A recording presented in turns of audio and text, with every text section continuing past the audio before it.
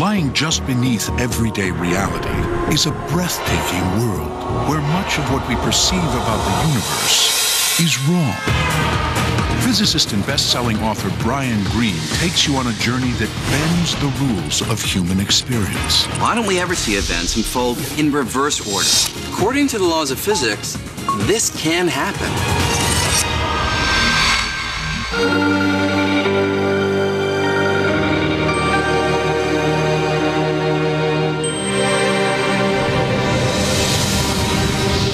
For thousands of years, we've been trying to unlock the mysteries of how the universe works. And we've done pretty well, coming up with a set of laws that describes the clear and certain motion of galaxies and stars and planets.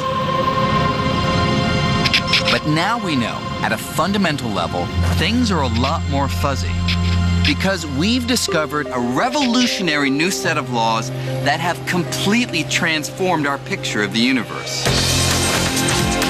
From outer space to the heart of New York City to the microscopic realm, our view of the world has shifted thanks to these strange and mysterious laws that are redefining our understanding of reality. They're the laws of quantum mechanics. Quantum mechanics rules over every atom and tiny particle in every piece of matter, in stars and planets, in rocks and buildings, and in you and me. We don't notice the strangeness of quantum mechanics in everyday life, but it's always there if you know where to look. You just have to change your perspective and get down to the tiniest of scales, to the level of atoms and the particles inside them. Down at the quantum level, the laws that govern this tiny realm appear completely different from the familiar laws that govern big, everyday objects. And once you catch a glimpse of them, you never look at the world in quite the same way. Not long ago, we thought we had it pretty much figured out. The rules that govern how planets orbit the sun, how a ball arcs through the sky, how ripples move across the surface of a pond. These laws were all spelled out in a series of equations called classical mechanics, and they allowed us to predict the behavior of things with certainty. It all seemed to be making perfect sense, until about 100 years ago, when scientists were struggling to explain some unusual properties of light. For example, the kind of light that glowed from gases when they were heated in a glass tube. When scientists observed this light through a prism, they saw something they'd never expected. If you heated up some gas and looked at it through a prism, it formed lines. Not the continuous spectrum that you see projected by a piece of cut glass on your table, but very distinct lines. It wouldn't give out a smear, kind of complete rainbow of light. It would give out sort of pencil beams of light at very specific colors. And it was something of a mystery how to understand what was going on. An explanation for the mysterious lines of color would come from a band of radical scientists who, at the beginning of the 20th century, were grappling with the fundamental nature of the physical world. And some of the most startling insights came from the mind of Niels Bohr, a physicist who loved to discuss new ideas over ping pong.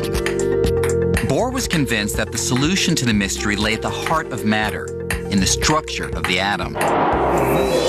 He thought that atoms resembled tiny solar systems, with even tinier particles called electrons orbiting around a nucleus, much the way the planets orbit around the sun.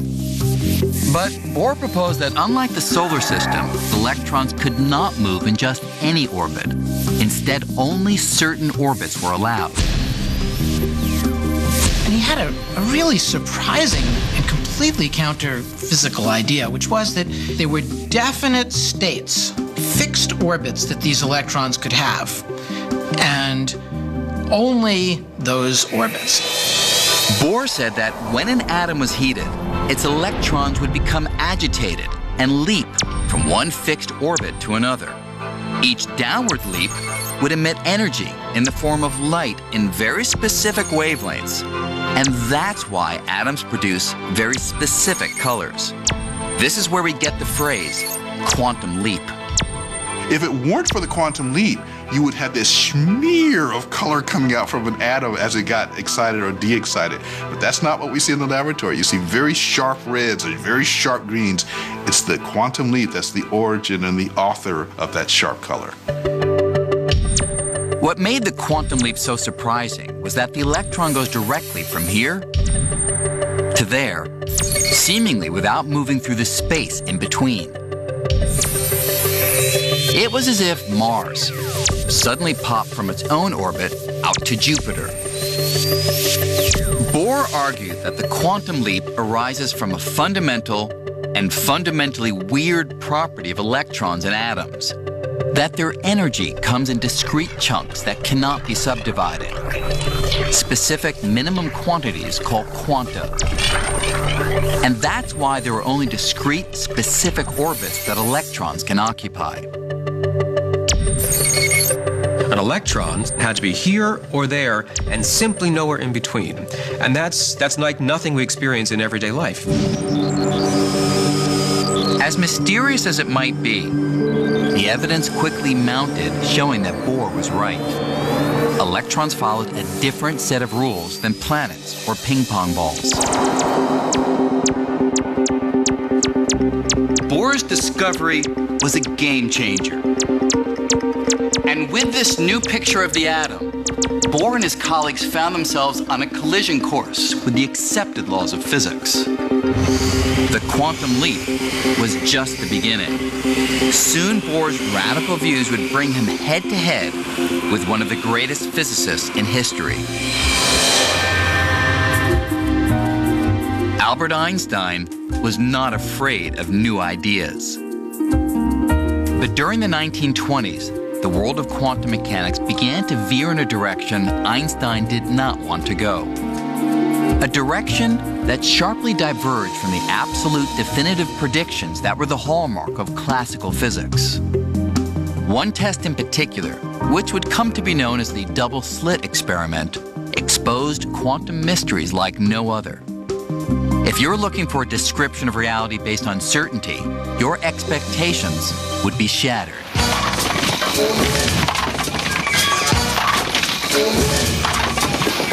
We can get a pretty good feel for the double-slit experiment and how dramatically it alters our picture of reality by carrying out a similar experiment, not on the scale of tiny particles, but on the scale of more ordinary objects, like those you'd find here in a bowling alley.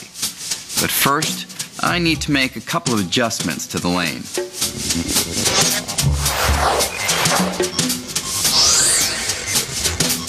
You'd expect that if I roll a few of these balls down the lane, they'll either be stopped by the barrier or pass through one or the other slit and hit the screen at the back.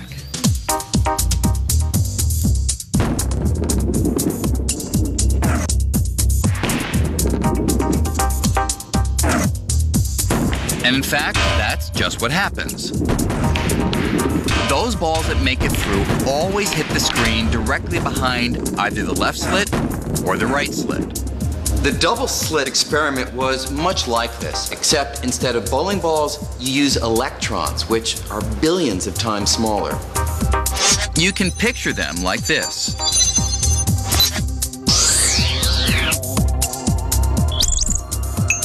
Let's see what happens if I throw a bunch of these balls. When electrons are hurled at the two slits, something very different happens on the other side. Instead of hitting just two areas, the electrons land all over the detector screen, creating a pattern of stripes, including some right between the two slits, the very place you'd think would be blocked. So, what's going on? Well, to physicists, even in the 1920s, this pattern could mean only one thing: waves. Waves do all kinds of interesting things. things that bowling balls would never do. They can split. They can combine. If I sent a wave of water through the double slits, it would split in two, and then the two sets of waves would intersect. Their peaks and valleys would combine, getting bigger in some places, smaller in others, and sometimes they'd cancel each other out. With the height of the water corresponding to brightness on the screen, the peaks and valleys would create a series of stripes and what's known as an interference pattern. So how could electrons, which are particles, form that pattern? How could a single electron end up in places a wave would go? Particles are particles, waves are waves. How can a particle be a wave? Unless you give up the idea that it's a particle and think, aha, this thing that I thought was a particle was actually a wave. A wave in an ocean? That's not a particle. The ocean is made out of particles, but the waves in the ocean are not particles. And rocks are not waves. Rocks are rocks. So a rock is an example of a particle, an ocean wave is an example of an ocean wave, and now somebody's telling you a rock is like an ocean wave. What? Back in the 1920s, when a version of this experiment was first done, scientists struggled to understand this wavy behavior. Finally, a physicist named Max Born came up with a new and revolutionary idea for what the wave equation described. Born said the wave is not a smeared out electron or anything else previously encountered in science. Instead, he declared it's something that's really peculiar, a probability wave. That is, Born argued that the size of the wave at any location predicts the likelihood of the electron being found there. Where the wave is big, that's not where most of the electron is. That's where the electron is most likely to be. And that's just very strange, right? So the electron on its own seems to be a jumble of possibilities. You're not allowed to ask, where is the electron right now? You are allowed to ask, if I look for the electron in this little particular part of space, what is the likelihood I will find it there? I mean, that bugs anyone, anytime. As weird as it sounds, this new way of describing how particles like electrons move is actually right. When I throw a single electron, I can never predict where it will land. But if I use Schrodinger's equation to find the electron's probability wave, I can predict with great certainty that if I throw enough electrons, then say 33.1% would end up here, 7.9% would end up there, and so on. These kinds of predictions have been confirmed again and again by experiments. And so the equations of quantum mechanics turn out to be amazingly accurate and precise, so long as you can accept that it's all about probability.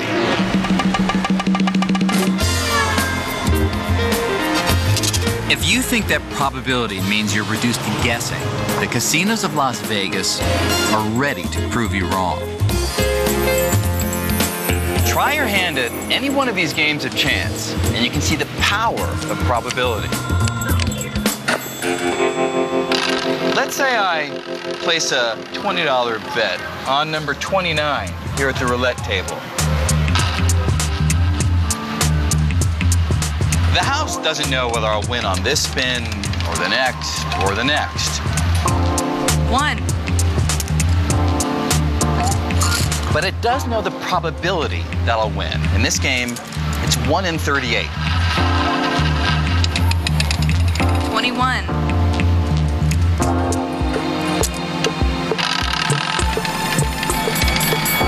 29. So even though I may win now and then, in the long run, the house always takes in more than it loses. The point is, the house doesn't have to know the outcome of any single card game, roll of the dice, or spin of the roulette wheel. Casinos can still be confident that over the course of thousands of spins, deals, and rolls, they will win. and they can predict with exquisite accuracy exactly how often. According to quantum mechanics, the world itself is a game of chance, much like this. All the matter in the universe is made of atoms and subatomic particles that are ruled by probability, not certainty. At base, nature is described by an inherently probabilistic theory. And that is highly counterintuitive and something which many people would find difficulty accepting. One person who found it difficult was Einstein. Einstein could not believe that the fundamental nature of reality at the deepest level was determined by chance. And this is what Einstein could not accept. Einstein said, God does not throw dice. He didn't like the idea that we couldn't with certainty say this happens or that happens.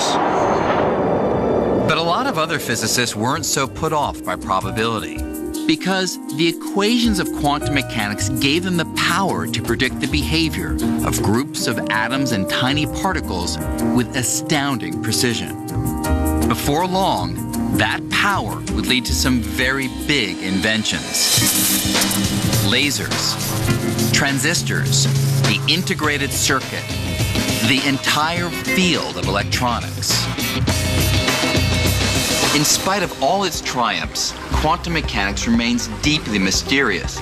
It makes all this stuff run, but we still haven't answered basic questions raised by Albert Einstein all the way back in the 1920s and 30s. Questions involving probability and measurement, the act of observation. For Niels Bohr, measurement changes everything. He believed that before you measured or observed a particle, its characteristics were uncertain. For example, an electron in the double-slit experiment. Before the detector at the back pinpoints its location, it could be almost anywhere with a whole range of possibilities. Until the moment you observe it. And only at that moment will the location's uncertainty disappear. According to Bohr's approach to quantum mechanics, when you measure a particle, the act of measurement forces the particle to relinquish all of the possible places it could have been and select one definite location where you find it. The act of measurement is what forces the particle to make that choice. Niels Bohr accepted that the nature of reality was inherently fuzzy, but not Einstein. He believed in certainty, not just when something is measured or looked at, but all the time. As Einstein said, I like to think the moon is there, even when I'm not looking at it. That's what Einstein was so upset about. Do we really think the reality of the universe rests on whether or not we happen to open our eyes? That's just bizarre. Einstein was convinced something was missing from quantum theory. Something that would describe all the detailed features of particles, like their locations, even when you were not looking at them. But at the time, few physicists shared his concern. And Einstein just thought it was giving up on the job of the physicist. It wasn't bad physics per se, it just was totally incomplete. That's Einstein's refrain. Quantum mechanics is not incorrect, it's insofar as it goes, but it's incomplete. It doesn't capture all of the things that can be said or predicted with certainty. Despite Einstein's arguments, Niels Bohr remained unmoved. When Einstein repeated that God does not play dice, Bohr responded, "Stop telling God what to do." But in 1935, Einstein thought he'd finally found the Achilles heel of quantum mechanics. Something so strange, so counter to all logical views of the universe, he thought it held the key to proving the theory was incomplete. It's called entanglement. The most bizarre, the most absurd, the most crazy, the most ridiculous prediction that quantum mechanics makes is entanglement. Entanglement is a theoretical prediction that comes from the equations of quantum mechanics. two particles can become entangled if they're close together and their properties become linked. Remarkably, quantum mechanics says that even if you separated those particles, sending them in opposite directions, they could remain entangled, inextricably connected. To understand how profoundly weird this is, consider a property of electrons called spin. Unlike a spinning top, an electron spin, as with other quantum qualities, is generally completely fuzzy and uncertain until the moment you measure it. And when you do, you'll find it's either spinning clockwise or counterclockwise. It's kind of like this wheel. When it stops turning, it will randomly land on either red or blue.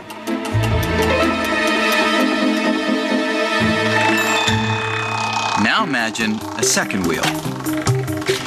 If these two wheels behave like two entangled electrons, then every time one landed red, the other is guaranteed to land on blue.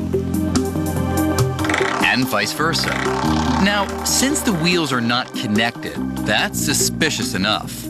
But the quantum mechanics embraced by Niels Bohr and his colleagues went even further, predicting that if one of the pair were far away, even on the moon, with no wires or transmitters connecting them, still, if you look at one and find red, the other is sure to be blue. In other words, if you measured a particle here, not only would you affect it, but your measurement would also affect its entangled partner, no matter how distant. For Einstein, that kind of weird long-range connection between spinning wheels or particles was so ludicrous, he called it spooky. Spooky action at a distance.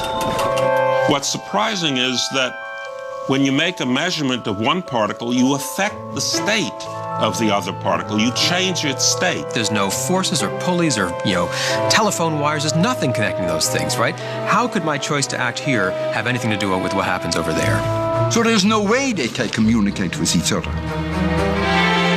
So it is completely bizarre. And it was something that Einstein realized in 1935. Einstein just could not accept that entanglement worked this way, convincing himself that only the math was weird, not reality. He agreed that entangled particles could exist, but he thought that there was a simpler explanation for why they were linked that did not involve a mysterious long-distance connection. Instead, he insisted that entangled particles were more like a pair of gloves. Imagine someone separates the two gloves, putting each in a case. Then that person delivers one of those cases to me and sends the other case to Antarctica.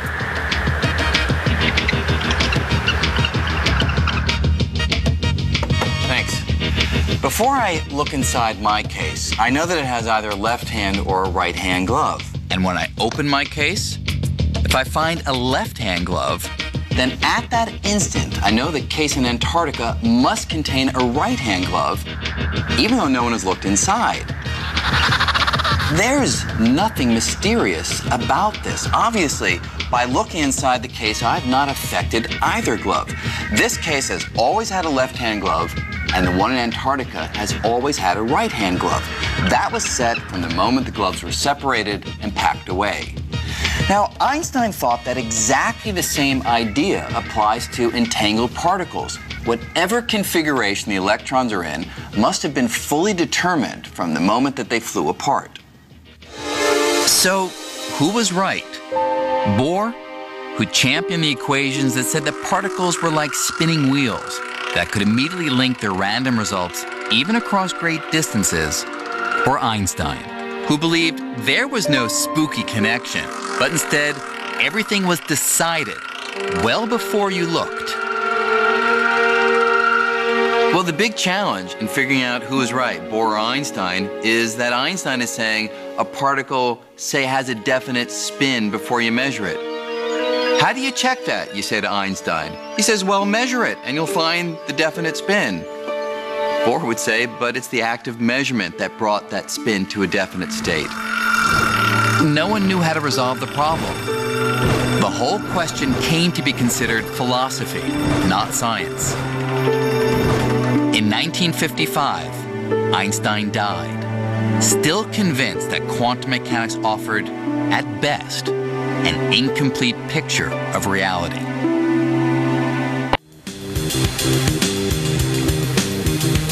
In 1967, at Columbia University, Einstein's mission to challenge quantum mechanics was taken up by an unlikely recruit. John Clauser was on the verge of earning a PhD in astrophysics. The only thing standing in his way was his grade in quantum mechanics. When I was still a graduate student, try as I might, I could not understand quantum mechanics.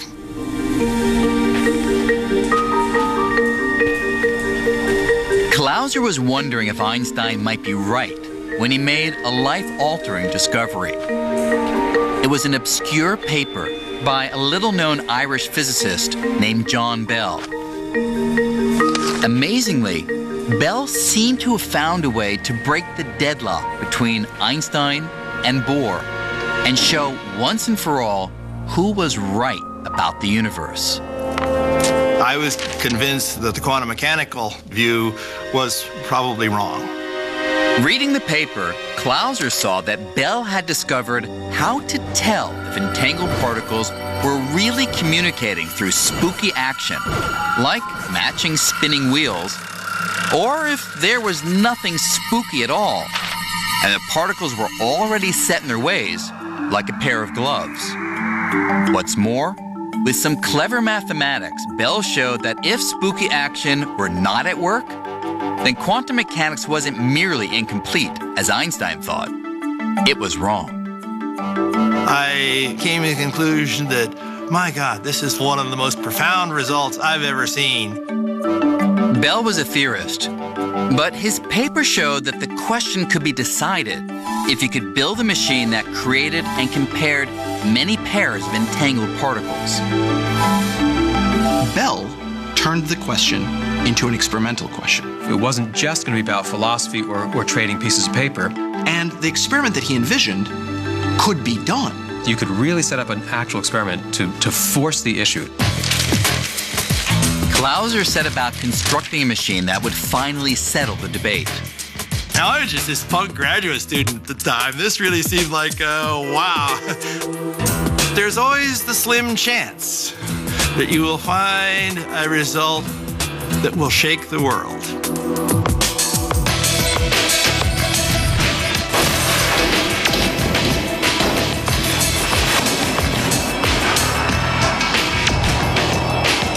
Clauser's machine could measure thousands of pairs of entangled particles and compare them in many different directions.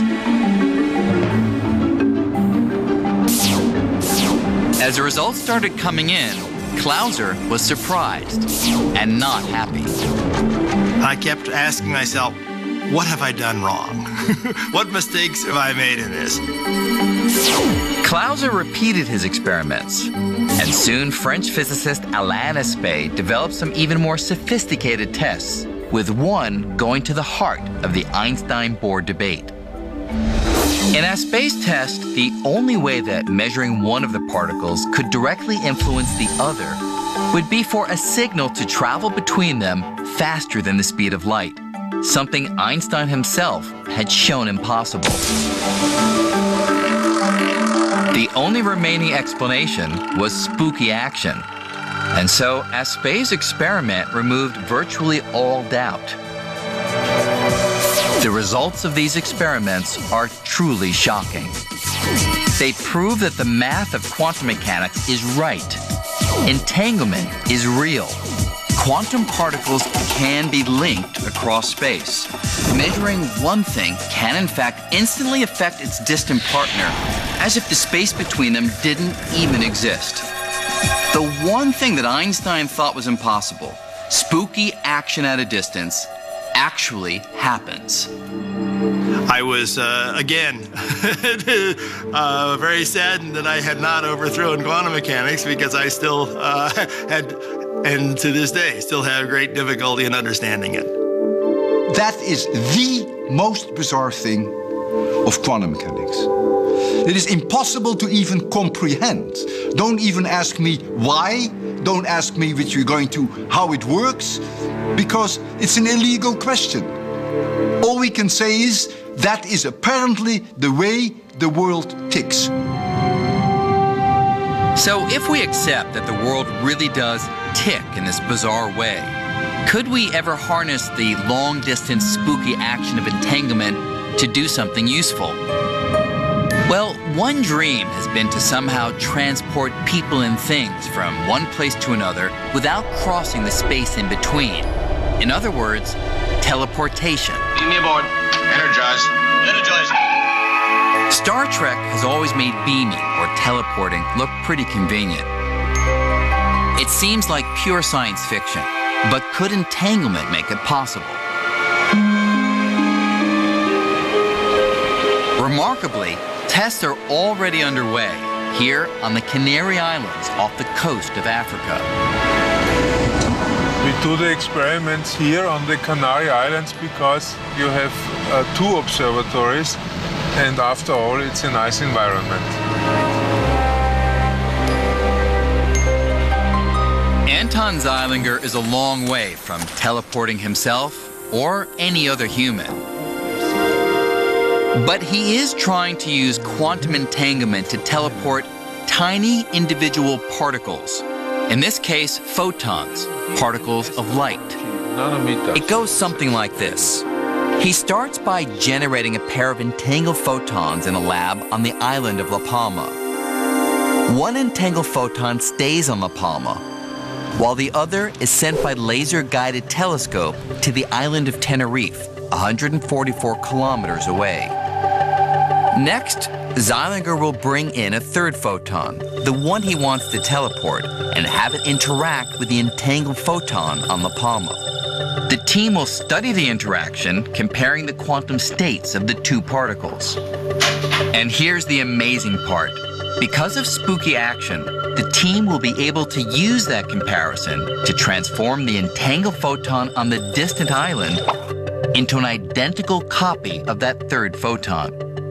It will be as if the third photon teleported across the sea without traversing the space between the islands. Sort of extract the information carried by the original and make a new original there. Using this technique in other locations, Zeilinger has successfully teleported thousands of particles. But could this go even further? Since we're made of particles, could this process make human teleportation possible one day?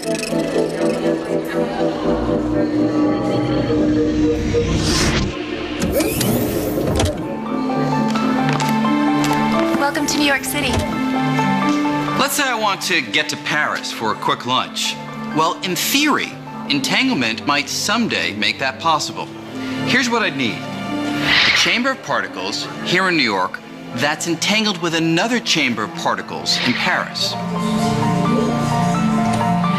Right this way, Mr. Green. I would step into a pod that acts sort of like a scanner or a fax machine. While the device scans the huge number of particles in my body, more particles than there are stars in the observable universe, it's jointly scanning the particles in the other chamber, and it creates a list that compares the quantum state of the 2 sets of particles. And here's where entanglement comes in.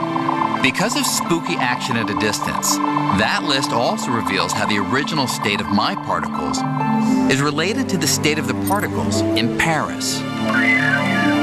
Next, the operator sends that list to Paris. There, they use the data to reconstruct the exact quantum state of every single one of my particles. And a new me materializes. It's not that the particles traveled from New York to Paris. It's that entanglement allows my quantum state to be extracted in New York and reconstituted in Paris, down to the last particle.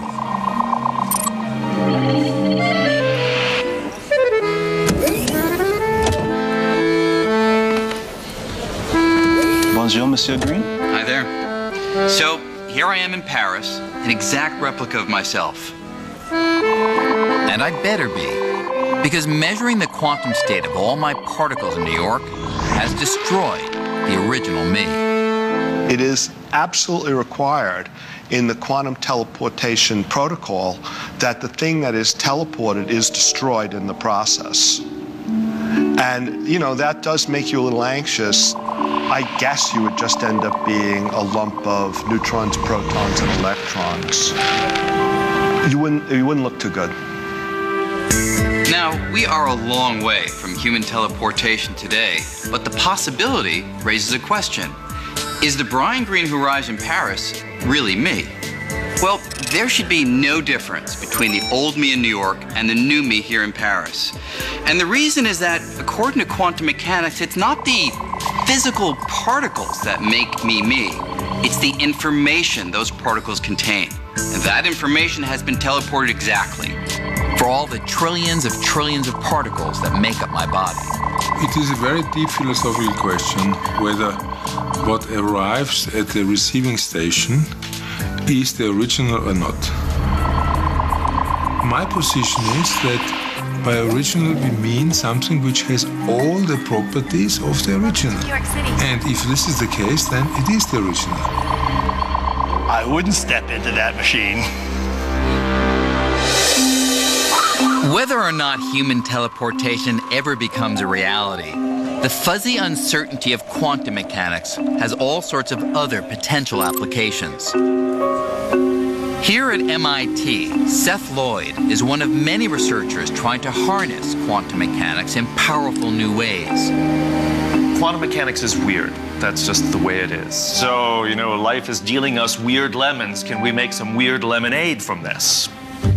Lloyd's weird lemonade comes in the form of a quantum computer. These are the guts of a quantum computer. This gold and brass contraption might not look anything like your familiar laptop, but at its heart, it speaks the same language, binary code, a computer language spelled out in zeros and ones, called bits. So the smallest chunk of information is a bit. And what a computer does is simply busts up the information to the smallest chunks and then flips them really, really, really rapidly. This quantum computer speaks in bits, but unlike a conventional bit, which at any moment can be either 0 or 1, a quantum bit is much more flexible. You know, something here can be a bit. Here is 0, there is 1. That's a bit of information. So if you can have something that's here and there at the same time, then you have a quantum bit or qubit. Just as an electron can be a fuzzy mixture of spinning clockwise and counterclockwise, a quantum bit can be a fuzzy mixture of being a 0 and a 1. And so a qubit can multitask. Then it means you can do computations in ways that our classical brains could not have dreamed of. In theory, quantum bits could be made from anything that acts in a quantum way, like an electron or an atom. Since quantum bits are so good at multitasking, if we can figure out how to get qubits to work together to solve problems, our computing power could explode exponentially. To get a feel for why a quantum computer would be so powerful, imagine being trapped in the middle of a hedge maze.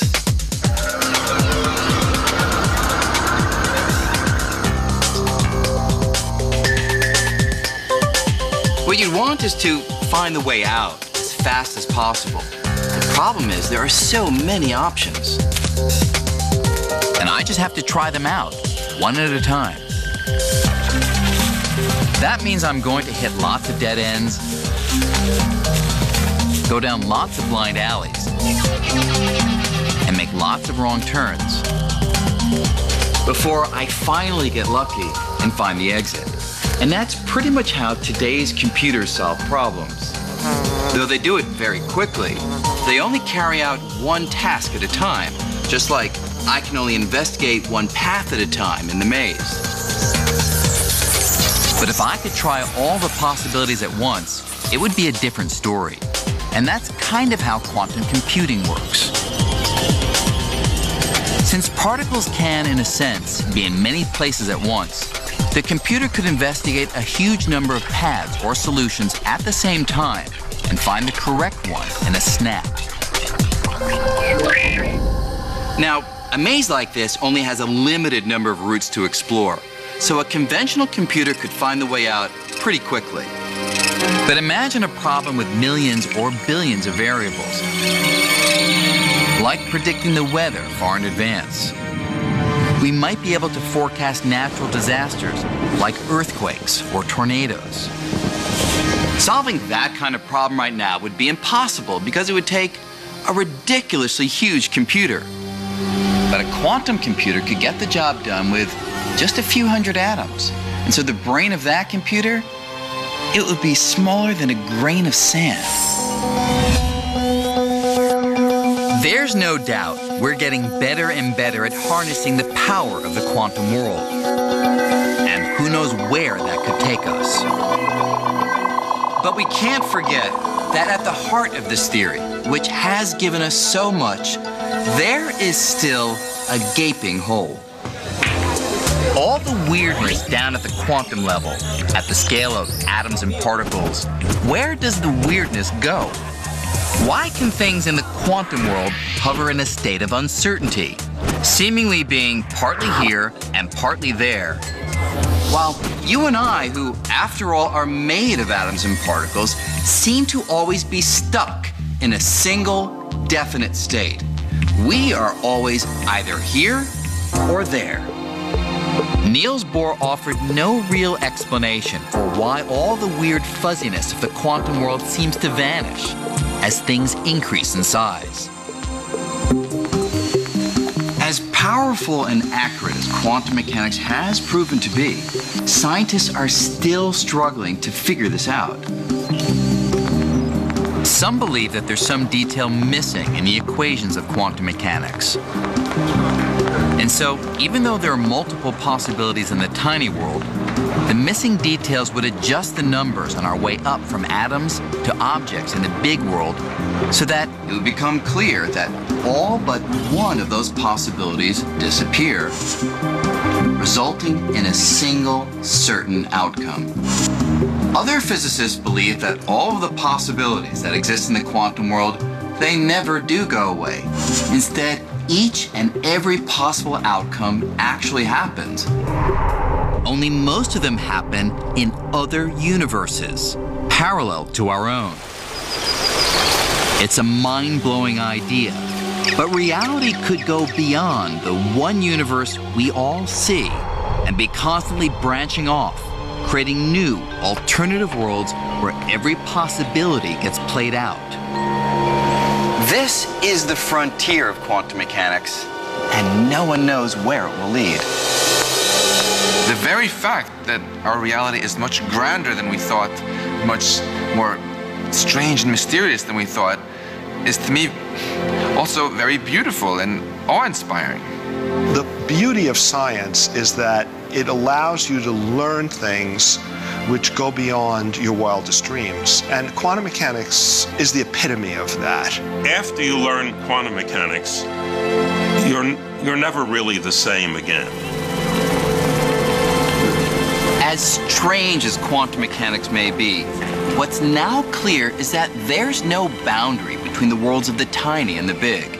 Instead, these laws apply everywhere, and it's just that their weird features are most apparent when things are small. And so the discovery of quantum mechanics has revealed a reality, our reality, that's both shocking and thrilling, bringing us that much closer to fully understanding the fabric of the cosmos.